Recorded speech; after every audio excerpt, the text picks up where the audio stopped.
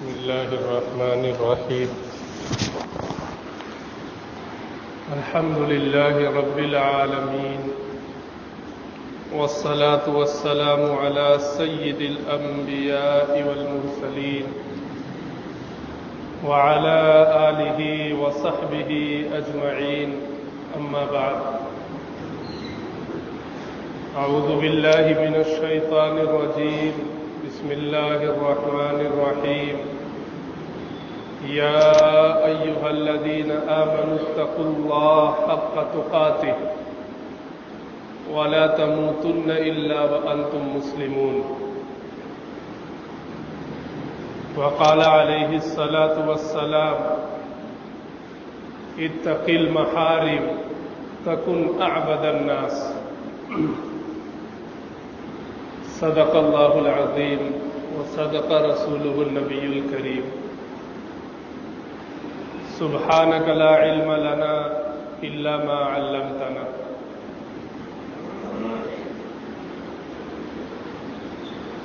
گرامی قدر معزز سامعین کرام، نوجوان ساتھیوں، سورہ آل عمران کی آیت نمبر 102 آپ حضرات کے سامنے پڑھنے کی سعادت حاصل کی گئی. اس آیت میں اور اس جیسی بہت ساری آیتوں میں اللہ رب العزت نے اہل ایمان سے تقوی کا مطالبہ فرمایا ہے. اے ایمان والو، اللہ سے ڈرو. تمہارے دلوں میں اللہ کا ویسا خوف ہو جیسا اس سے ڈرنے کا حق ہے. یعنی اللہ کے رسول صلی اللہ علیہ وسلم کی زبانی اللہ نے جن جن چیزوں سے بندگان خدا کو روک دیا ہے، ان تمام کاموں سے رک جانا تقوی کا اعلیٰ معیار ہے. آسان لفظوں میں اگر کہا جائے تو چھوٹے اور بڑے تمام گناہوں سے پرہیز کر لینا، یہ ہے تقوی جس کا اللہ رب العزت نے اہل ایمان سے مطالبہ فرمایا.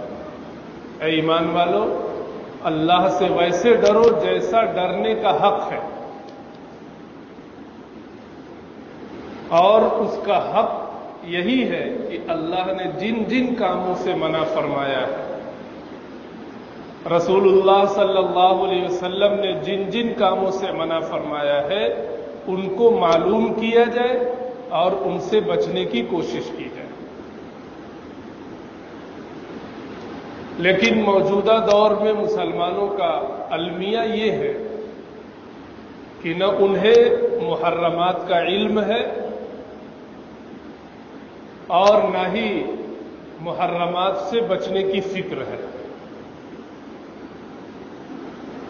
اور اس سے بڑا المیہ یہ ہے کہ علم نہ ہونا اور محرمات سے نہ بچنا، اس کا ہمیں کوئی غم بھی نہیں ہے. اس موضوع پہ کوئی بات بھی نہیں ہوتی ہے کہ گھر میں بیٹھ کر رات کو سونے سے پہلے مذاکرہ ہو، گھر کا بڑا شخص گھر کے تمام افراد سے پوچھے کہ ہم لوگوں کی زندگی میں گناہ کا عمل دخل کتنا ہے اور نیکیوں پر عمل درآمد کس درجے میں ہے. کبھی مذاکرہ نہیں ہوتا ہے، اس کی کوئی فکر ہی نہیں ہے. اس کا مذاکرہ تو ہوتا ہے، بچہ جوان ہو گیا اس کی شادی کرنی ہے، بچی جوان ہو گئی اس کی شادی کرنی ہے، فلاں تجارت کرنی ہے، فلاں جگہ مکان خریدنا ہے، فلاں جگہ زمین لے لینا ہے، بینک میں اتنے پیسے کم ہو گئے ہیں اس کو بڑھانا ہے، اور نہ جانے کتنی فکریں جو ہمارے گھروں کا موضوع ہیں.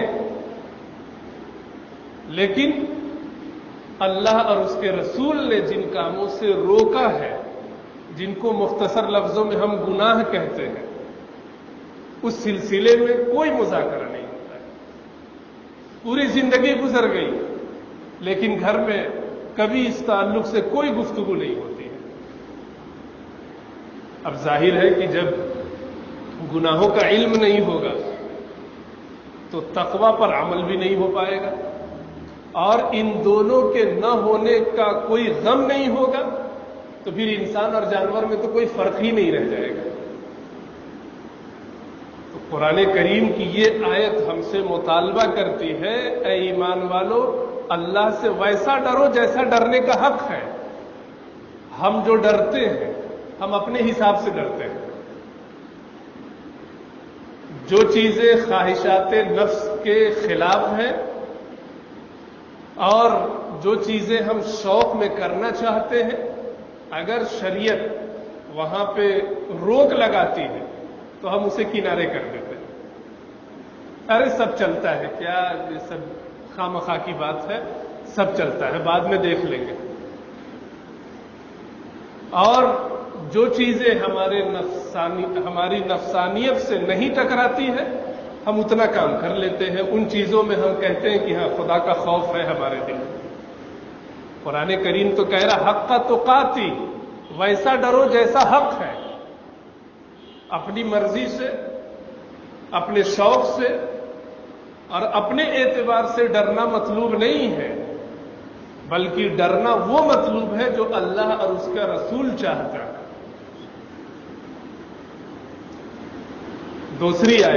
दूसरी चीज जो मैंने पढ़ी रिवायत, हजरत अबू हुरैरा रजी अल्लाह ताला बड़े दर्जे के सहाबी हैं। आप सल्लल्लाहु अलैहि वसल्लम ने उन्हें एक मौके पर नसीहत फरमाई और कहा, इत्तकिल महारिम, अल्लाह ने जिन जिन चीजों को हराम किया है उससे बचो। तकुन अअबदन नास, तुम लोगों में सबसे बड़े आबिद बन जाओगे। इबादत सिर्फ ये नहीं है कि 5 वक्त नमाज पढ़ ली जाए, वो भी इबादत है, और यकीनन 5 वक्ता नमाजों की पाबंदी करना फराइज का हिस्सा है। लेकिन उससे बड़ी इबादत यह है कि इंसान हराम चीजों से बचे। आज नमाज पढ़ना हम इबादत समझते हैं और कहते हैं, रोजा रखने को इबादत बोलते हैं, ज़कात देने को इबादत बोलते हैं, हज करने को इबादत बोलते हैं, तिलावत, जिक्र, अस्कार, दरूद पढ़ना वगैरह वगैरह, इन सब को हम कहते हैं इबादत है।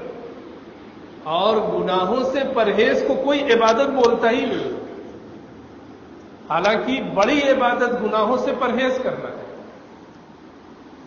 अल्लाह के रसूल सल्लल्लाहु अलैहि वसल्लम ने हजरत अबू हुरैरा रजी अल्लाह ताला अन्हु से ये नहीं कहा कि खूब नमाजें पढ़ो तुम बहुत बड़े आबिद बन जाओगे, बहुत रोजे रखो तुम बहुत इबादत गुजार बन जाओगे।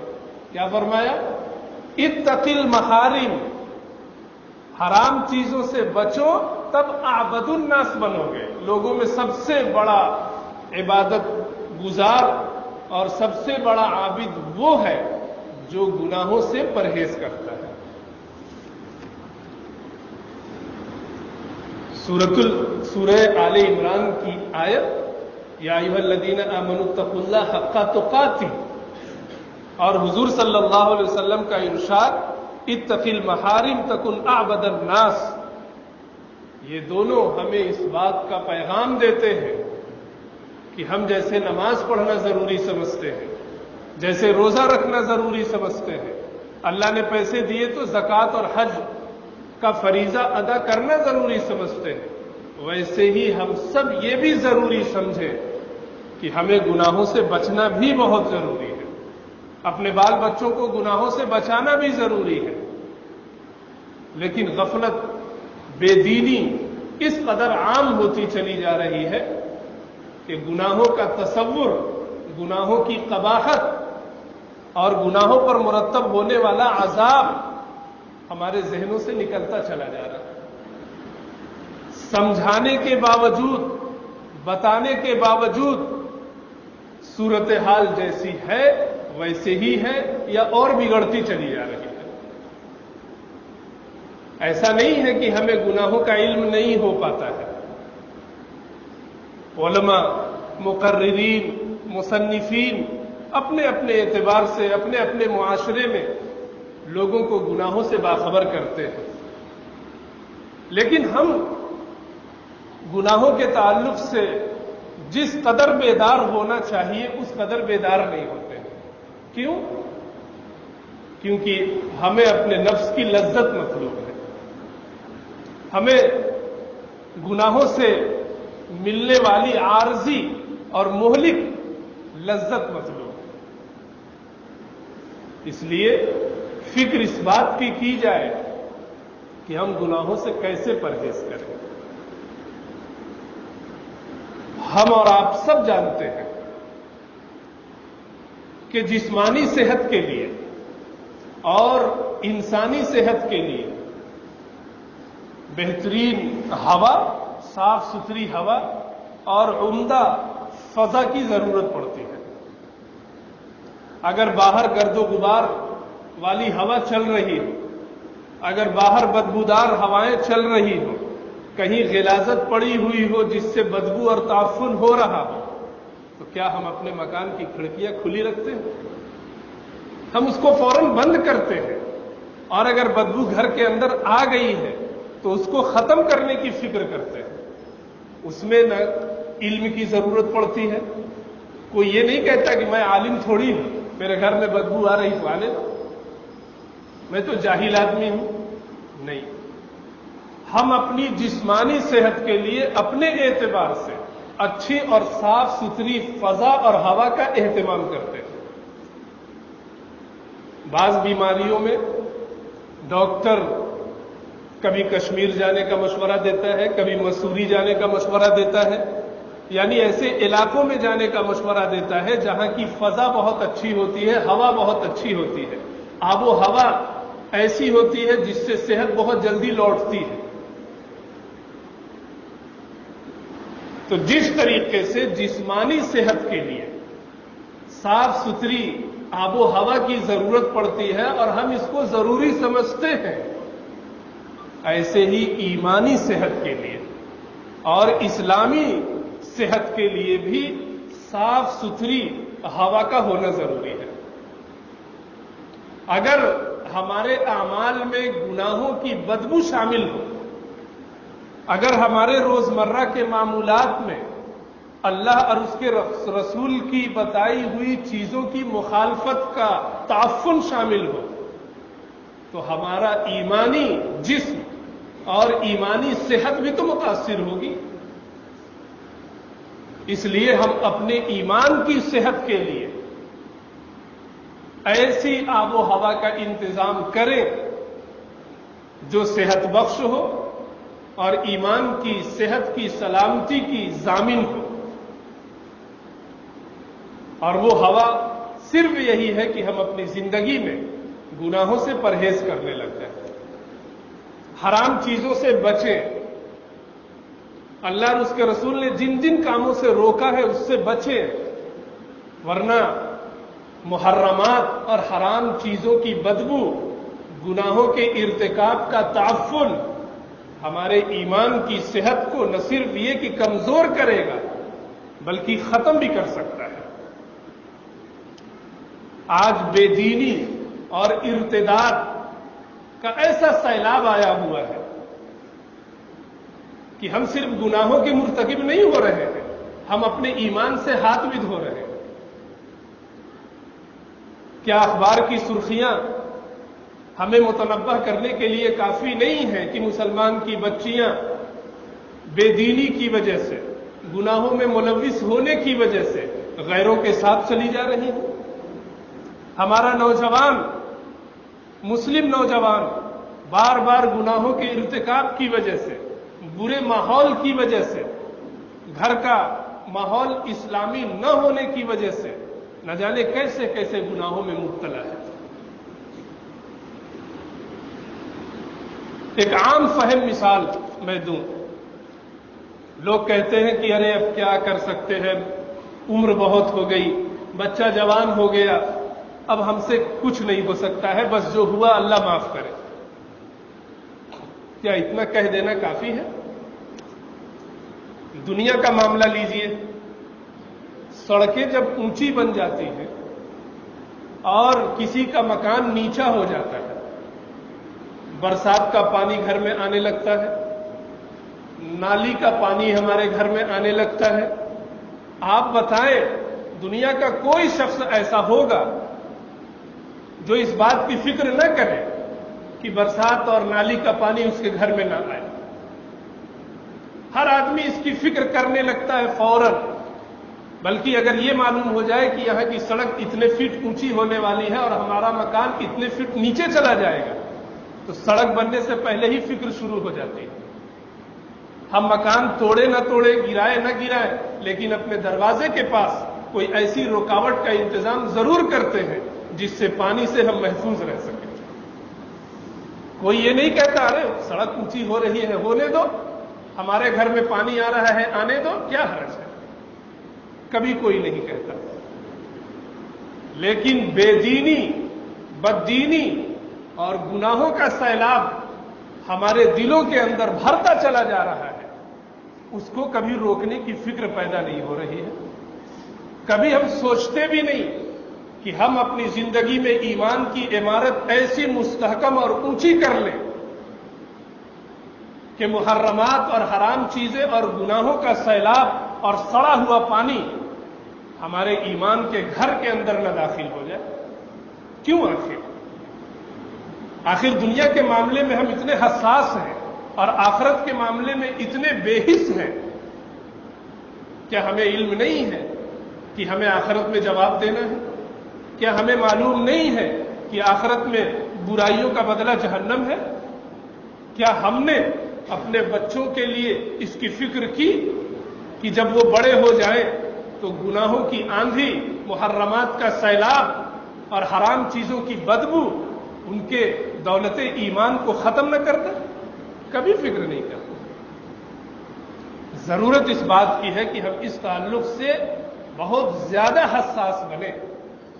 دنیا کم کمائے کوئی حرج کی بات نہیں ہے، پیسے کم کمائے کوئی حرج کی بات نہیں ہے، مکان چھوٹا ہو کوئی حرج کی بات نہیں ہے، ہمارے پاس گاڑی نہ ہو کوئی حرج کی بات نہیں ہے، لیکن ہمارا بچہ دینی تعلیم سے آراستہ نہ ہو، ہم گناہوں سے پرہیز نہ کریں، یہ بہت حرج کی بات ہے۔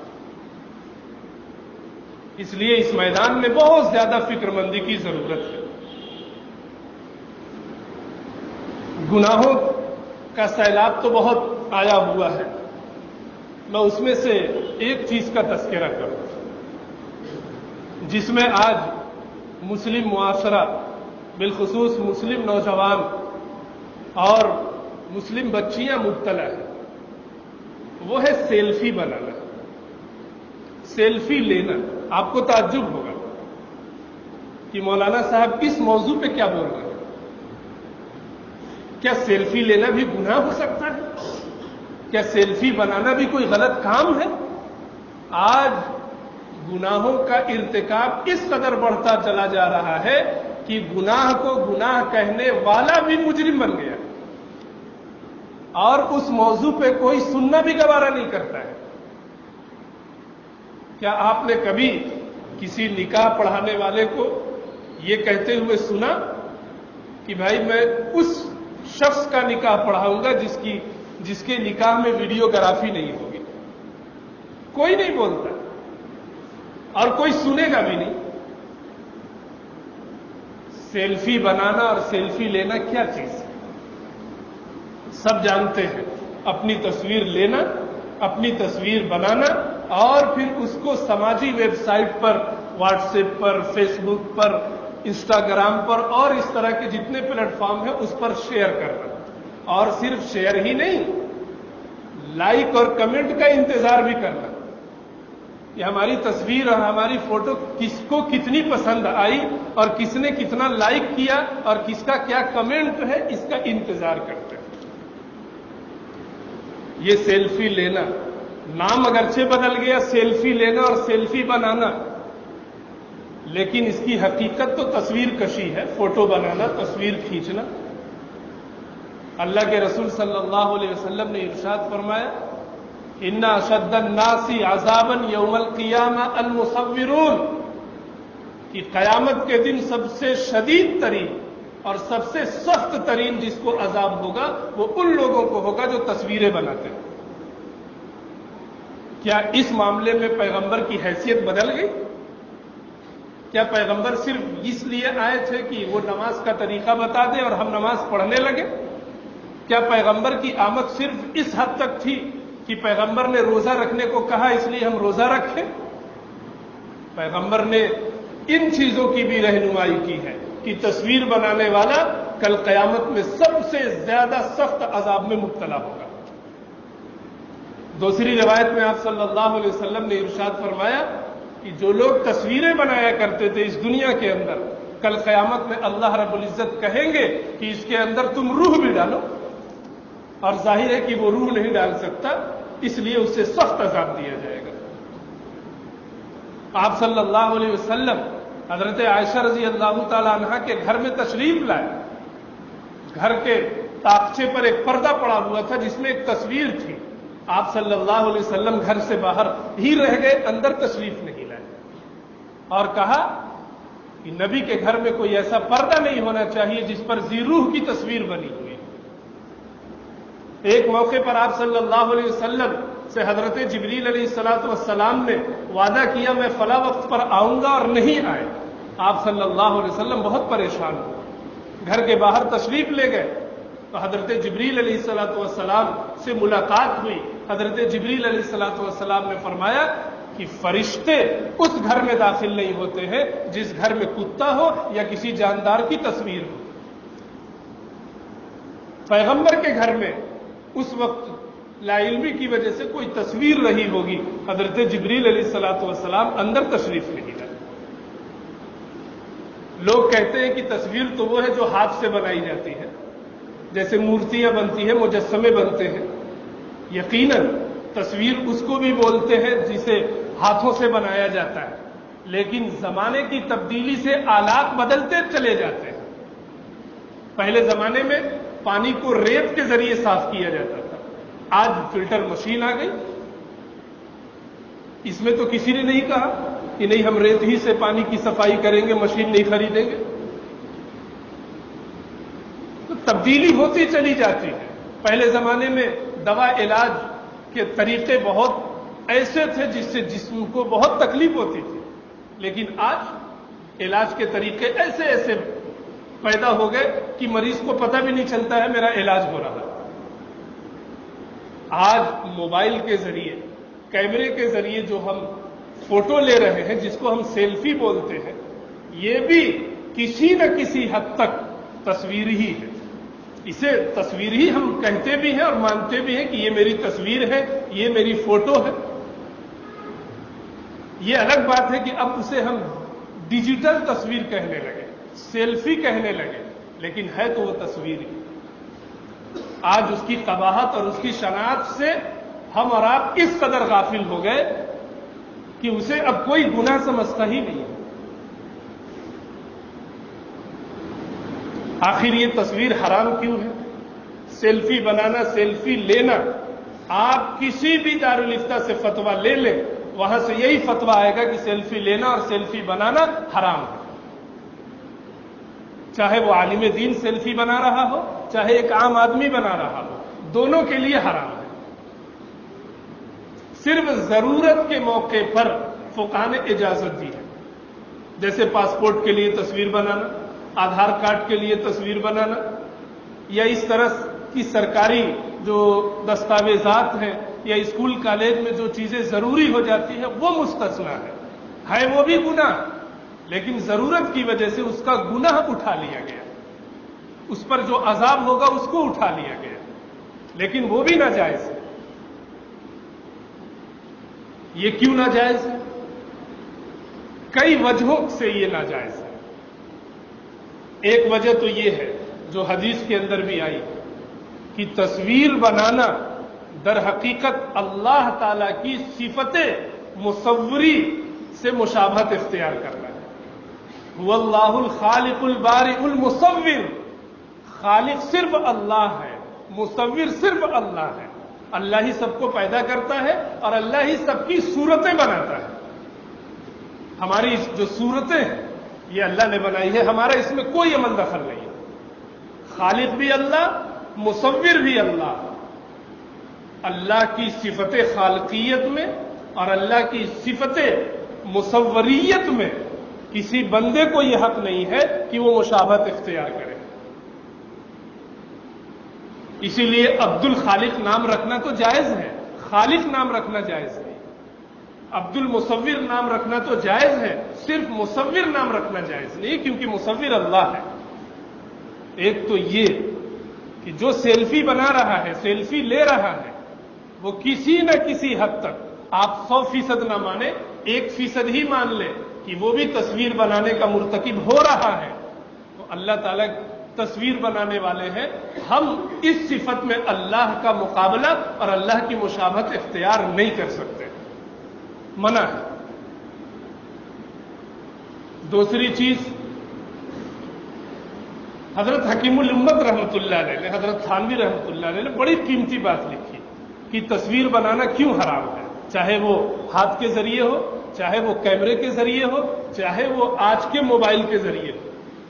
اس لیے حرام ہے کہ انسان اپنی تصویر کو دیکھ کر تلذذ حاصل کرتا ہے، یعنی میں اچھا لگ رہا ہوں۔ یہی وجہ ہے کہ تصویر کھینچنے کے بعد اگر اس کے چہرے پہ کچھ خرابی دکھ رہی ہے تو ایسے آپشن بھی رہتے ہیں کہ اس آپشن کو استعمال کر کے ہم اپنی بدنما تصویر کو، داغدار تصویر کو خوبصورت بھی بنا سکتے ہیں، اس کو کئی رنگوں میں ڈھال سکتے ہیں۔ کیوں؟ کیونکہ وہ ہمیں اچھی لگ رہی ہے، اور وہ ہماری ہی وہ تصویر جو ہمیں اچھی نہیں لگ رہی ہے ہم اسے ڈیلیٹ کر دیتے، کسی کو شیئر نہیں کرتے۔ اس کا مطلب یہ ہے کہ ہم اپنی تصویر سیلفی بنا کر لے کر جو اپلوڈ کرتے ہیں فیس بک پر یا واٹس ایپ پر، شیئر کرتے ہیں دوسروں کو، اور لائک اور کمنٹ کا انتظار کرتے ہیں، وہ اسی لیے کہ ہماری تصویر ہمیں اچھی لگ رہی ہے، دوسروں کو اچھی لگ رہی ہے، میں بہت اچھا آدمی ہوں۔ عجب پسندی، خود پسندی، یہ ایک بیماری ہے۔ اللہ رب العزت نے اگر ہمیں جمال سے نوازا ہے، ہمیں خوبصورتی دی ہے، تو وہ خوبصورتی اس لیے نہیں ہے کہ کیمرے میں قید کر کے اسے شیئر کیا جائے، وہ خوبصورتی اس لیے ہے کہ بندہ یہ سوچے کہ جب میرا چہرہ اتنا خوبصورت ہے تو اس چہرے کو بنانے والا وہ کتنا خوبصورت ہوگا۔ اللہ نے اگر ہمیں طاقت دی ہے تو یہ سوچنے کے لیے دی ہے کہ جب ہمارے اندر اتنی طاقت ہے تو طاقت دینے والے کے اندر کتنی طاقت ہوگی۔ لہلہاتے ہوئے سبززاروں سے، کھلتے ہوئے پھولوں کو دیکھ کر انسان کو اللہ رب العزت کی خلاقیت اور اللہ کی قدرت کو یاد کرنا چاہیے۔ پھر اس کے علاوہ سیلفی میں وقت بھی ضائع ہوتا ہے۔ کل قیامت کے دن اگر اس وقت کا حساب لیا جائے گا کہ ہم نے دن بھر کے 24 گھنٹے میں اگر 1 گھنٹہ سیلفی کے لیے خرچ کیا تو 1 مہینے میں 30 گھنٹے سیلفی کے لیے خرچ ہوئے، اور 1 سال میں 360 گھنٹے سیلفی کے لیے خرچ ہوئے۔ جب اس 360 گھنٹے کا اللہ رب العزت ہم سے حساب لے گا تو کیا ہم حساب دے پائیں گے، اور کیا اس حساب میں ہمیں جنت مل جائے گی؟ وہ تو وقت کا ضیاع ہوا۔ شریعت نے تو نہیں کہا کہ تم اپنی تصویریں کھینچو اور ایک دوسرے کو بھیجو۔ اس لیے سیلفی لینا، سیلفی بنانا، یہ سب کے لیے حرام ہے۔ موبائل یقیناً ہماری ایک ضرورت ہے، لیکن وہ ضرورت اس کے لیے نہیں ہے۔ ہمیں بھی جاننے کی ضرورت ہے، ہم اپنے بچوں کو بھی بتائیں۔ آج تو صورتحال یہ ہے کہ والدین اپنے بچوں کو کیا بتائیں گے، والدین ہی سیلفی میں مبتلا ہیں۔ آج شادی بیاہ میں ویڈیوگرافی، وہ بھی تصویر بنانا ہے۔ فقہا نے یہاں تک لکھا ہے کہ جو ویڈیوگرافی کر کے اجرت لے رہا ہے، جس نے اس کو اپنا مشغلہ بنا رکھا ہے، اس کی وہ اجرت اور اس کا یہ مشغلہ بھی حرام ہے۔ آج مسلمان ویڈیوگرافر آپ کو مل جائیں گے۔